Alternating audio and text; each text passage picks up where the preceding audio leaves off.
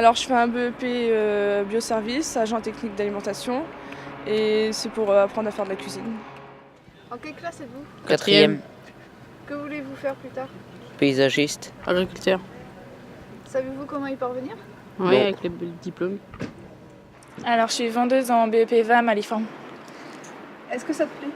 Bah ouais, Que veux-tu faire plus tard? salarié agricole. Sais-tu comment y parvenir? Non. Le moment est venu pour vous de vous informer. Que vous soyez collégien, lycéen, adulte, parent, des questions vous occupent l'esprit. Vers quel secteur aller? Pour quelle formation? Et pour déboucher sur quel métier? Moi, je suis partie sur un bilan de compétences où on a déterminé que j'avais vraiment un attrait pour, entre autres, le social. De l'administratif, il y en aura toujours et il y en aura de plus en plus puisque maintenant, il faut voir les formalités, les formulaires, les formalités à remplir pour accéder à des aides, des choses comme ça. Et les personnes ont besoin d'être guidées pour ça. Et donc nous, Voilà, on est là. on fera ça. On fera ça. Voilà, l'école, ça m'a fait grandir, je dirais, parce que on apprend vraiment plein de choses, même avec les stages, tout ça, c'est vraiment enrichissant. La formation se passe très bien, puis c'est vrai que c'est une formation en 3 ans, mais très rapide, parce qu'on a beaucoup de stages, donc moi ça m'intéresse beaucoup. Je cherche en fait pour savoir la formation qu'il faudrait que j'utilise pour faire ce travail-là. C'est quel travail que vous avez? Tapissier décorateur. Je sais pas trop comment dire. Je pense que certains ils sont informés, mais ils cherchent pas non plus. Il y a des jeunes qui sont sur des échecs ou qui ne savent pas trop quoi faire. J'ai plusieurs conseils. Moi, c'est déjà de chercher un secteur d'activité. Là, c'est l'industrie alimentaire, ça peut être les banques, ça peut être le social, ça peut être un secteur. Après, quel métier on fait dans ce secteur-là? Il y a des centaines de métiers. Il ne faut pas trouver un métier d'abord, il faut trouver un secteur, puis un métier. L'agriculture quand même, hein. La production, les services, l'agroalimentaire, hein. 3 grands secteurs. Hein. Il n'y a pas que des poireaux en agriculture, il y a aussi des comptables, il y a aussi des conducteurs qualifiés, hautement qualifiés, des gens qui utilisent aujourd'hui des robots de traite, on a de la technologie, l'innovation. Tout ça, c'est à prendre en compte, quoi. Il faut informer les gens. Il faut que les gens prennent conscience que l'agriculture, c'est un monde vaste et large, quoi.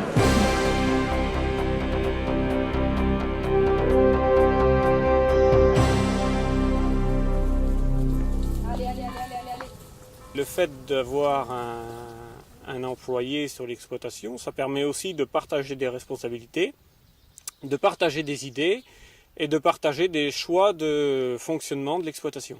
C'est une anecdote, mais je suis toujours surprise. Le nombre de gens, quand je dis que je suis vachée ou salariée, ça fait 3 fois là, en un mois qu'on me demande si je traite encore à la main. Mais je suis surprise, enfin vraiment, des gens vraiment pas du milieu, mais quand même, pour qu'on en soit toujours à se demander si on traite toujours à la main. Enfin, on traite plus, on n'est pas sur un tabouret à 3 pieds. La traite, c'est toujours 2 fois par jour, matin, soir. C'est tout le temps, les vaches, c'est 365 jours. C'est bien adapté, c'est à hauteur, c'est les vaches qui se déplacent. Et bon, en gros, vous y mettez, oui, on va dire 3 heures grand maximum, normalement. Et puis c'est relativement agréable. Sur une exploitation agricole, il y a les vaches, il y a le troupeau laitier, mais il y a aussi tout ce qui est gestion des cultures, maïs, du blé quand on en fait, ou d'autres cultures fourragères.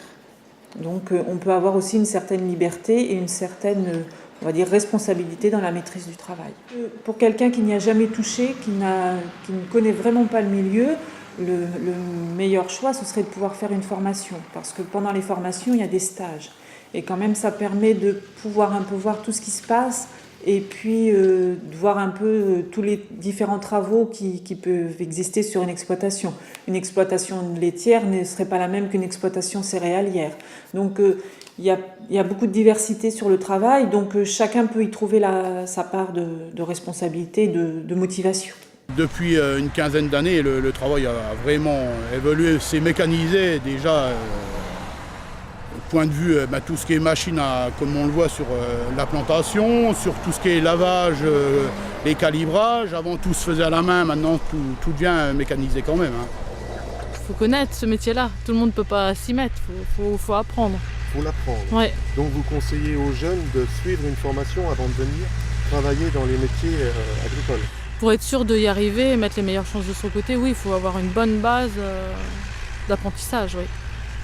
L'apprentissage, donc, c'est pour apprendre donc, un métier tout en étant rémunéré et de suivre une formation scolaire. On est avec des jeunes de notre âge, l'ambiance est très bonne. Le métier est plus difficile comme avant, il y a 30 ans en arrière, si on veut encore. Maintenant, non, ça c'est... Oui, on aurait plus de soucis dans la tête au niveau paperasse que... Enfin, pour moi, non, c'est pas très difficile. Même le jeune qui est motivé, quand on veut, de toute manière, il s'en sortira, il fera ce qu'il veut. Ça, c'est sûr que j'ai la preuve, donc c'est bon. Mais les anciens nous diront toujours, ouais, de mon temps, il fallait être à 4 pattes, c'est mieux biné si on a mal au dos. Il y a une espèce de rapport étrange entre souffrance et qualité de la production. Alors que non, c'est un mythe. On peut être efficace en étant malin et en voulant souffrir le moins possible. Tu n'avais aucune expérience? Aucune. Et comme elle manquait, je me suis dit qu'il fallait que je rentre dans un processus cadré et rassurant. Et au même moment, j'ai eu la chance de découvrir qu'au CFPPA de Coutances, il y avait une option maraîchage biologique qui venait de se créer.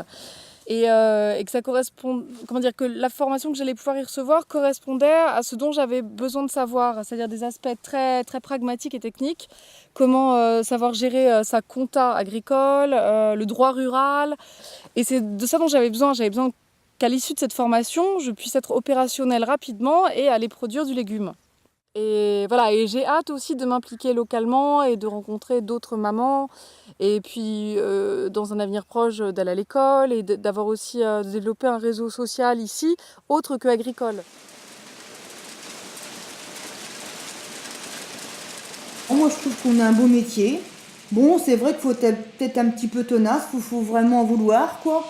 Voilà, hein, je pense que... Puis je crois que quand on fait quelque chose, même si on ne veut pas forcément faire son métier, je crois qu'il faut apprendre à aimer faire ce qu'on a à faire, quoi.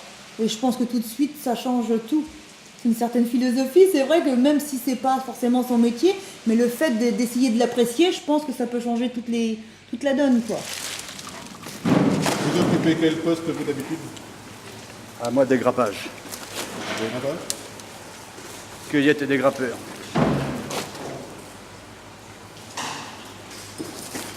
Ça demande quoi comme exigence alors? Comment?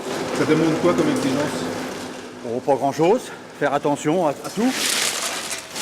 La prudence avec la dégrappeuse pour pas mettre les mains dedans. Autrement, rien de spécial. Hein. Des contraintes, c'est des heures. Hein. C'est la mère qui commande. Hein.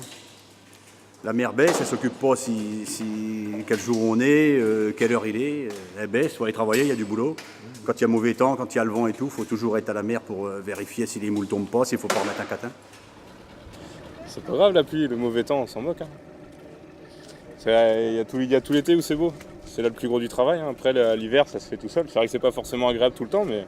Après, il y a aussi le plaisir de travailler un animal vivant, donc c'est un peu une satisfaction personnelle au bout de 3-4 ans, en ce qui concerne les huîtres. C'est un choix personnel aussi de vie qui va avec, quoi.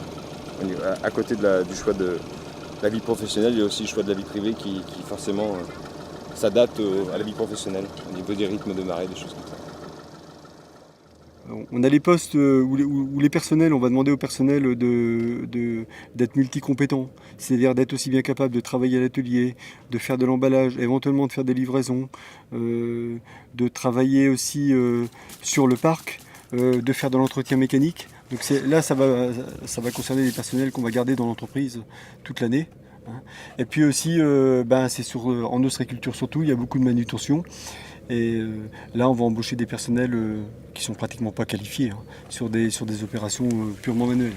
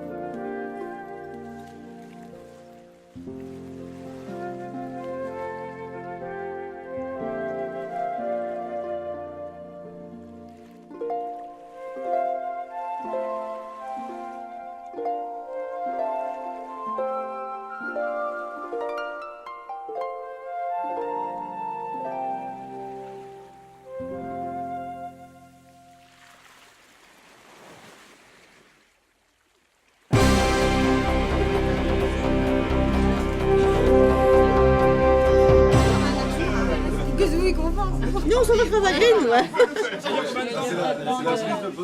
Vous êtes les anciens, là, vous? Nous, on est des vieux. Ah ouais, on va bientôt partir. Vous avez combien d'années dans l'entreprise là? Ah, moi, 12. 12? 12, ouais. Donc vous avez connu une superbe évolution? Ah oui, oui, oui. C'est moins dur maintenant, alors? Ah oui, oui, oui, oui. Ah oui, c'est vrai. Non, ça dépend. Ouais, ça dépend. dépend. C'est qu'on est. C'est mieux qu'avant. Et quand vous avez commencé, vous aviez quel niveau? Moi, le même niveau, moi. Vous n'aviez pas de CAP, pas de... Non, j'ai rien du tout, moi. J'étais boulanger, donc. Il nous fait des baguettes tous les matins. Donc vous avez appris dans l'entreprise? Ouais. Tout le monde a appris sous le temps. C'est pour dur. Et vous, monsieur, vous avez fait des formations? Oui, pareil, du réglage. Aujourd'hui, il faut un minimum de savoir de base validé dans le cadre d'une formation scolaire ou professionnelle de type CAP ou BEP. Les technologies évoluent très rapidement. L'environnement concurrentiel aussi. Nous sommes confrontés à des concurrents qui s'équipent d'outils particulièrement performants, tant sur la capacité à produire en quantité que sur la qualité du produit fini. Donc nous nous engageons aussi dans la même démarche, ce qui fait que demain, on ne pourra pas venir travailler chez nous si on n'a pas un minimum de qualification initiale. Mais chez nous, comme c'est déjà le cas en fait dans un bon nombre d'industries agroalimentaires, les postes de manutention pure tendent à diminuer pour au final disparaître dans les années à venir. Alors, un jeune aujourd'hui qui pourrait être intéressé par l'alimentaire, moi ce que je lui donnerais comme conseil, eh bien, c'est de travailler son projet professionnel.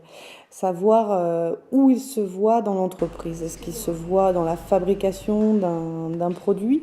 Est-ce qu'il se voit plus autour du process pour la maintenance, pour travailler dans les méthodes?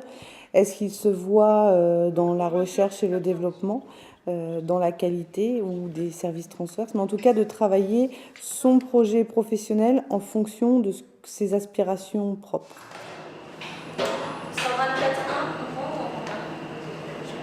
Oui, on a fait des croissants.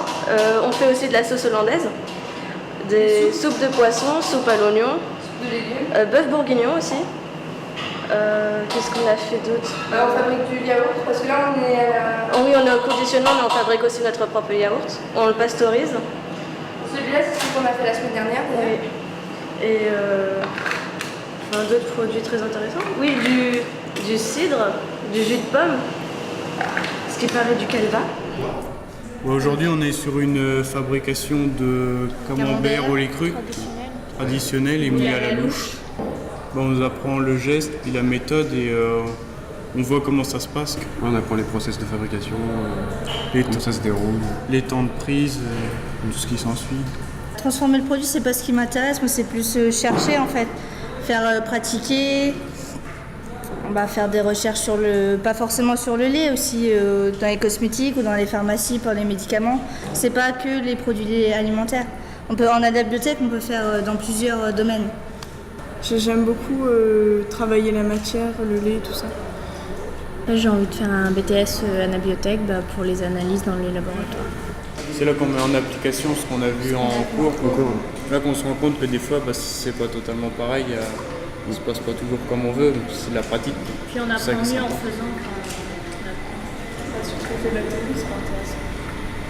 Donc il y a un travail d'équipe, c'est plus intéressant. Alors si on a forcément des notions dans l'agroalimentaire, c'est forcément très très bien. Après, c'est des mouvements qu'on va apprendre sur le tas. C'est des gestes qui vont être appris par des personnes qui ont plusieurs années d'expérience et qui vont pouvoir vous aiguiller suivant les étapes. On a gardé, en fait, on a perpétué la tradition du moulage à la louche. Et c'est pour ça qu'en fait, forcément, les conditions ont changé, les règles d'hygiène, mais le geste est resté le même. Et ça a été perpétué. On a aussi un journal qui parle justement d'époque, de la fromagerie.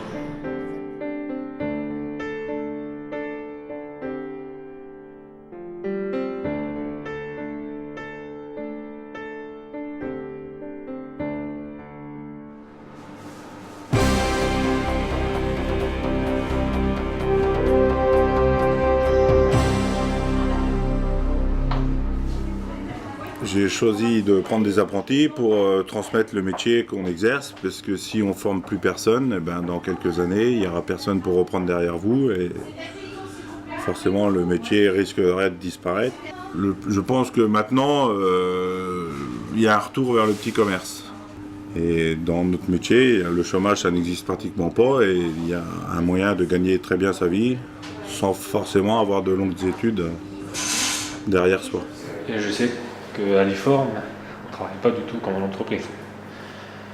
Donc je sais qu'au CFA, c'est beaucoup plus compliqué, on va dire. Il faut que ce soit plus...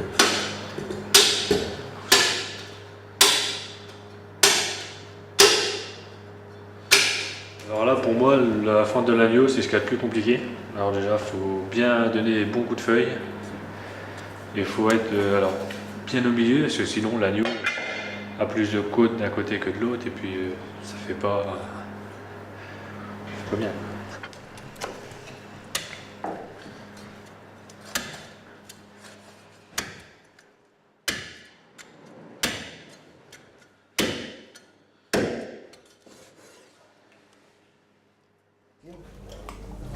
On n'est pas qu'un travail saisonnier, nous. On est là à l'année. Et vous avez des salariés? Oui, j'ai une vendeuse en épicerie et un charcutier, un boucher. Et ma petite femme qui a la caisse là-bas. Je trouve qu'il faut maintenir le petit commerce. Il faut savoir moi, l'association, j'ai du mal à ce que les autres acceptent qu'on prenne ici. Hein. Ah bon, pourquoi? Et puis après, quand le petit commerce ferme, on dit « Ah ben c'est bien embêtant, hein, parce que c'était bien pratique hein, d'aller chez Ismaël. » On a connu ça à la neige. Hein. Ouais. Ah oui, hein? Ah oui, je me rappelle, moi, les gens, ils venaient, ils râlaient parce qu'il n'y avait plus assez de fromage ou des choses comme ça. Ouais. Ça roule? Ouais. Pas de problème.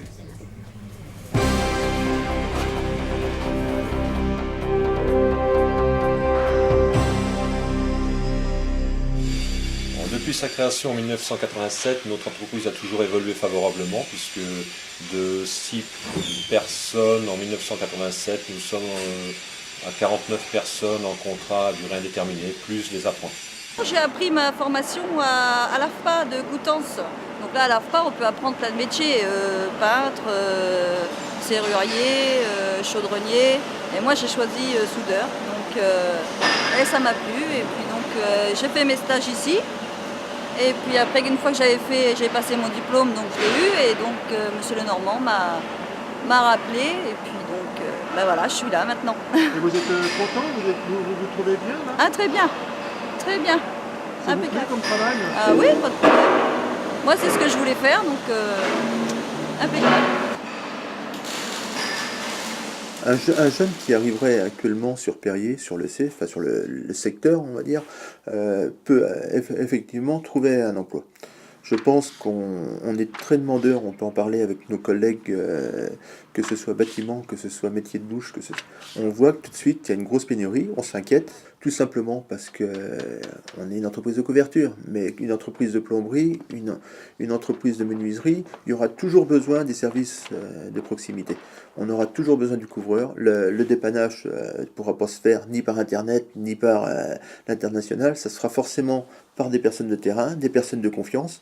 Et je pense qu'un jeune qui veut se lancer dans ce domaine, logiquement, il ne devrait avoir aucun souci.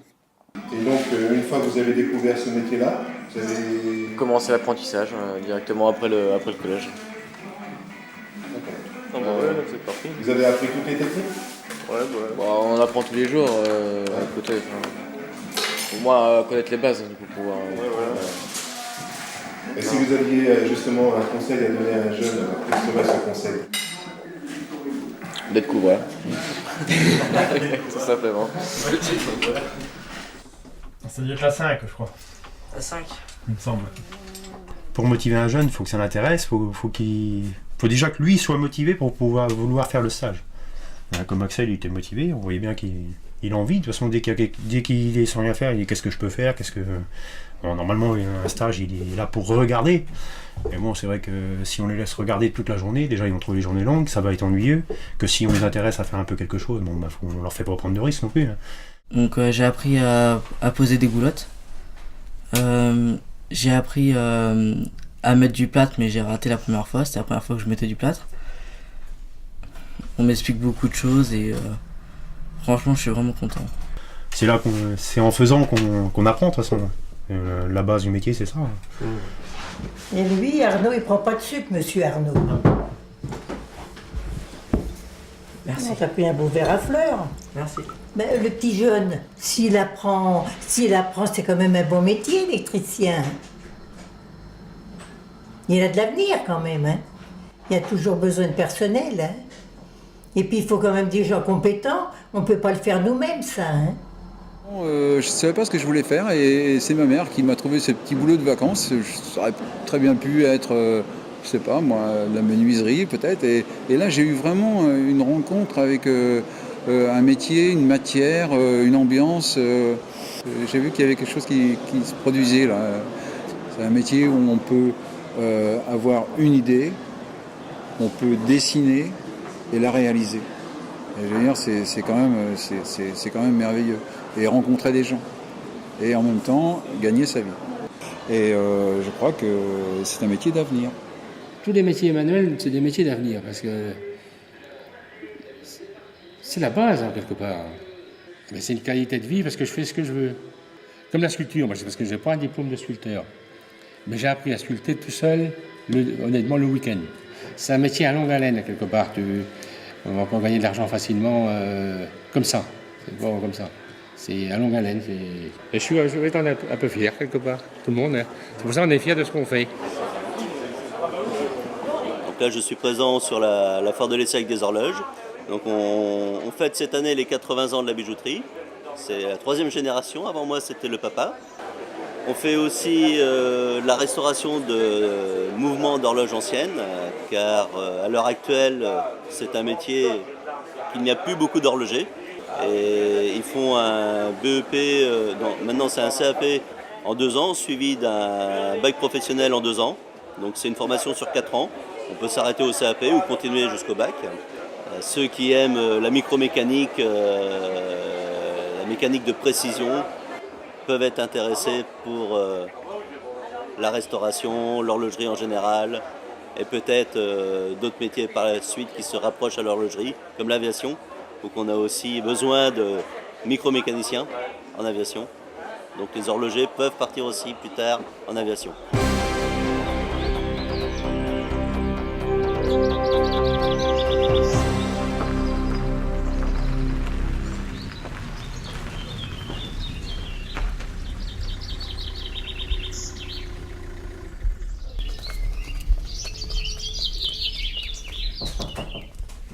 Bonjour Clélia. Bonjour Pierre.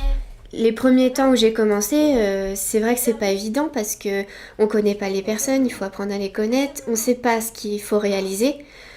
Mais l'avantage c'est qu'à l'association où je travaille, ils donnent des feuilles avec ce qu'il faut faire, quelle est la maladie, qu'est-ce qu'il y a besoin, etc. Donc ça aide beaucoup.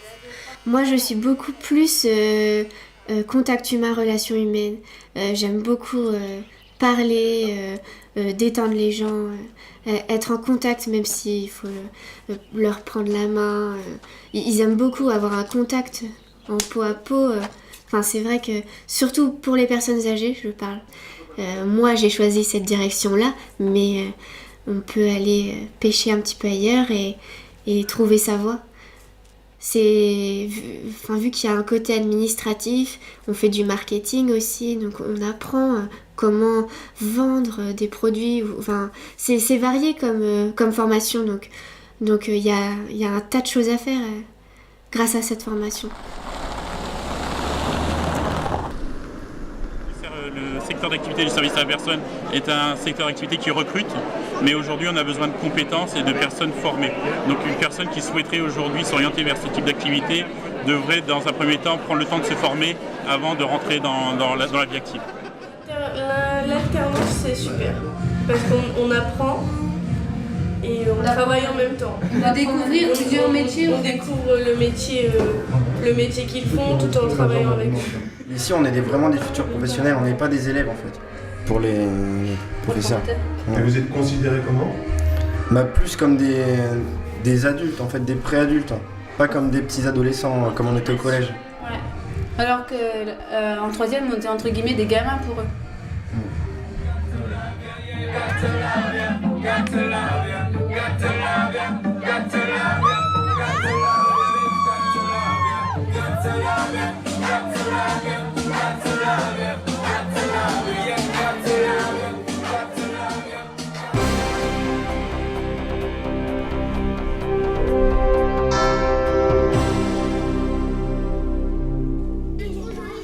Pour être animateur nature, il faut tout d'abord aimer l'environnement, il faut avoir envie de transmettre, il faut avoir envie de s'exprimer en public, ce qui est parfois une chose difficile.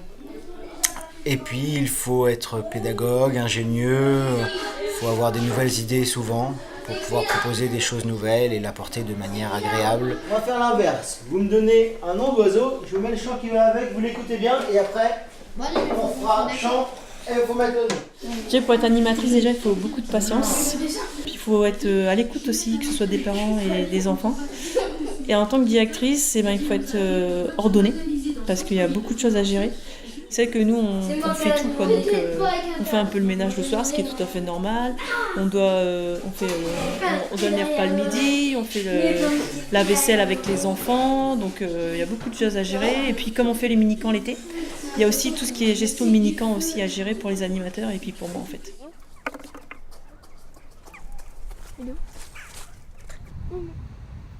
Nous avons décidé de faire toute une étude touristique, patrimoniale et culturelle pour voir ensuite l'évolution, établir une stratégie et puis mettre en place différentes actions.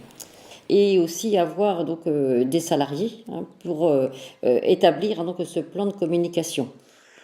On a la chance d'avoir un patrimoine qui est très très riche, mais on n'est pas les seuls à avoir ce privilège-là. Si vous venez à l'étang des Sarcelles, vous verrez qu'il y a des dizaines et des dizaines de voitures qui vont être là pour consommer ou uniquement pour se distraire. Alors, l'étang des Sarcelles, je ne veux pas dire que tout le monde connaît, mais c'est un petit peu une référence et un lieu de balade pour beaucoup de gens. Donc il y a un potentiel.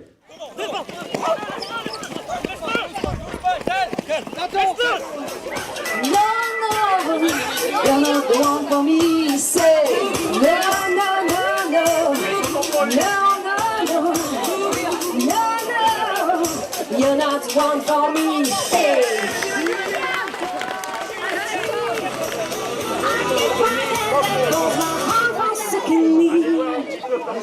Là.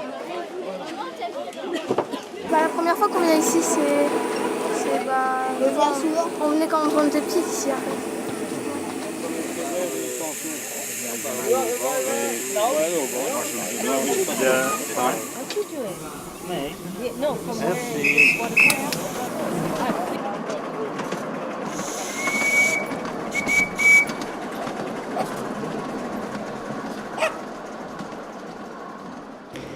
Donc cette année, nous avons de gros soucis au niveau du recrutement, surtout au niveau des jeunes. Nous travaillons essentiellement avec des apprentis, parce que je trouve que ça dynamise l'entreprise. Et cette année, nous n'avons pas pu trouver d'apprentis serveurs. Je pense que c'est dû à une mauvaise image de l'hôtellerie, où il faut travailler tout le temps, où on va être exploité, on mange mal, alors que ce n'est pas forcément le cas dans toutes les entreprises. Chez nous, les apprentis sont à 35 heures, ont 2 jours de congé consécutifs avec leur dimanche. Et en général, tous repartent avec leur examen à la fin du passage chez nous. Si on aime ce qu'on fait, ça s'apprend. La mémoire, ça se travaille. L'endurance, ça se travaille. Le sourire, ça se travaille aussi. Tout s'apprend. Après, il faut juste aimer être en relation avec les gens.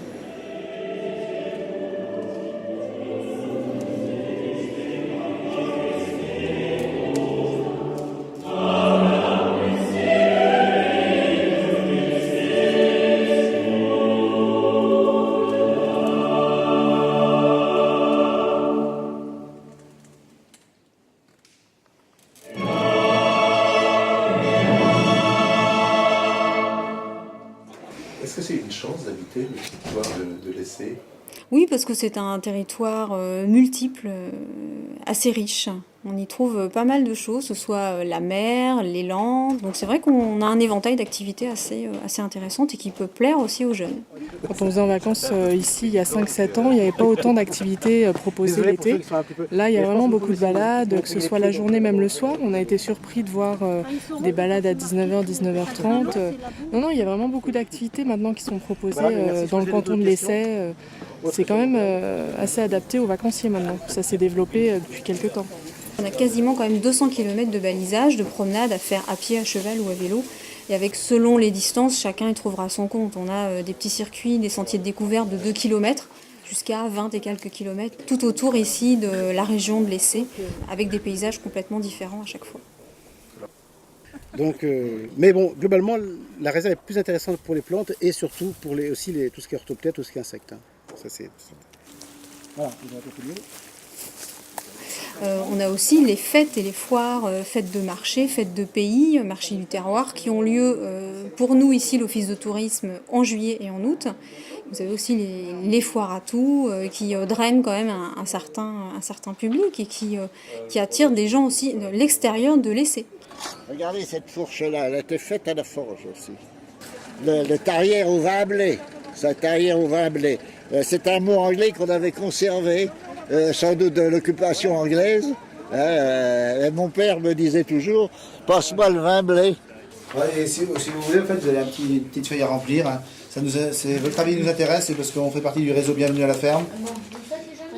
Allez, vous pouvez remplir. Donc on stocke l'apéritif, le cœur de pomme, dans les fûts de chêne. Donc on laisse au minimum 14 mois en fût de chêne avant de commercialiser. Donc ça c'est la liqueur que faisaient nos grands-mères autrefois. Et vous vendez à l'exportation ou simplement local? Que local, tout local. Ça ressemble quand même à la fabrication du vin dans le Jura, mais c'est plus artisanal. Il faut dire aussi que chez nous, on a les vaches, tout ça, mais c'est vraiment notre tradition. On fait la collation tous les matins. À 10h, on fait la collation, on mange lard salé, blanquette de veau, toujours avec le cidre, nos produits, tout ça, et je vois qu'on est en forme, donc on fait découvrir ça aux gens. Et ça fait, oui. Voilà, c'est un secteur plein d'ouverture qui va se professionnaliser, qui va recruter, mais sur des domaines assez pointus, et on n'y vient plus parce qu'on aime les vacances. On y vient parce que c'est un vrai métier qualifiant. Je dirais le conseil, c'est rentrer dans un secteur qui est véritablement passionnant et tellement diversifié. Donc on embauche des gens dans les gares maritimes hein, comme agents de réservation sur une période de 2 mois ou de 6 mois, mais également des stewards ou des hôtesses à bord des bateaux, là sur une période de 6 mois. Alors, à l'origine je voulais être douanier, mais après j'ai changé de filière, donc je suis en train de me péter tourisme. Parce que je ne savais pas exactement encore quoi faire, mais je savais que je voulais travailler dans un métier qui pourrait utiliser mes 2 langues et qui soit dans le tourisme. Bon courage hein. Oui. Je pense travailler en tant que réceptionniste ou concierge d'hôtel, donc s'occuper des clients, savoir ce qu'ils ont envie de faire dans la journée, vraiment avoir du contact avec la clientèle. Moi j'espère faire une licence en communication, j'aimerais bien. Un niveau moyen peut suffire à partir du moment où on est motivé et puis on s'intéresse à ce qu'on fait et puis on aime le contact humain. Ouais. Pour ceux qui ne savent pas que faire après leur scolarité, moi mon conseil c'est d'aller rencontrer quelqu'un qui va pouvoir leur donner des éléments d'information, des éléments de réponse, des éléments d'aide en tout cas à leur questionnement. Et ça, ils vont pousser la porte la plus proche de chez eux, hein, que ce soit pour ceux qui ont quitté le collège, retourner pourquoi pas au collège en disant voilà, est-ce que vous pouvez me dire qui pourrait m'aider dans ma demande, pousser la porte de la mission locale, aller voir le PIGE, aller voir les structures en tout cas d'accueil des jeunes en général. Et de toute façon, la personne qui sera là pourra, dans un premier temps, analyser leurs demandes et dans un deuxième temps, orienter cette personne vers le service le mieux adapté. Ce n'est pas en restant chez eux qu'ils vont trouver l'information. Il faut vraiment aller vers les personnes qui peuvent les aider et les conseiller.